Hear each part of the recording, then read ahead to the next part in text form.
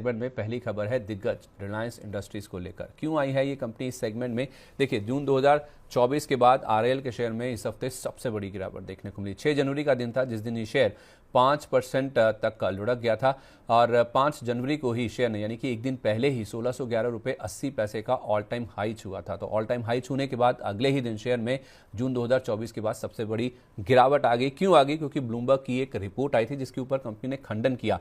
खंडन के बावजूद शेयर में हमने बिकवाली देखी और खबर यह थी कि रूसी तेल से भरे 3 जहाज या 3 टैंकर्स कंपनी की जो जामनगर रिफाइनरी है उसकी तरफ जा रहे हैं। ऐसा ब्लूमबर्ग की रिपोर्ट में आया था जिसके ऊपर कंपनी ने खंडन भी कर दिया। कंपनी ने कहा कि रूसी तेल से भरे जहाज जामनगर आने की खबर पूरी तरह से झूठी है और कंपनी को कोई खेप नहीं मिली है। इनफैक्ट कंपनी ने यहां तक कह दिया कि 3 हफ्ते से कोई खेप नहीं मिली और जनवरी की डिलीवरी भी किसी भी तरह की जनवरी में भी डिलीवरी आने की उम्मीद नहीं है। 6 जनवरी को इस सफाई के बावजूद आरएल का शेयर करीब 4.5% गिरकर 1507.70 के स्तर पर जाकर बंद होता हुआ दिखा।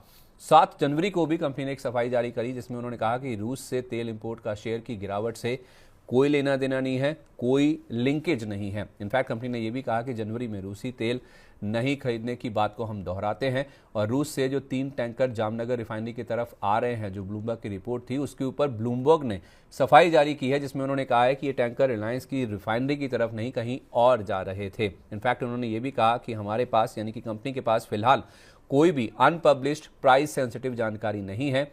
सेबी के सारे नॉर्म्स और एक्सचेंजेस की जो रिक्वायरमेंट्स हैं उसका हम पूरी तरह से अनुपालन करते हैं। 7 जनवरी को आरएल के शेयर में शुरुआती कुछ मिनटों में रिकवरी जरूर आई लेकिन बाद में मुनाफा वसूली हावी होगी और शेयर करीब 1/4% गिरकर 1504.20 के स्तर पर जाकर सेटल होता हुआ दिखा।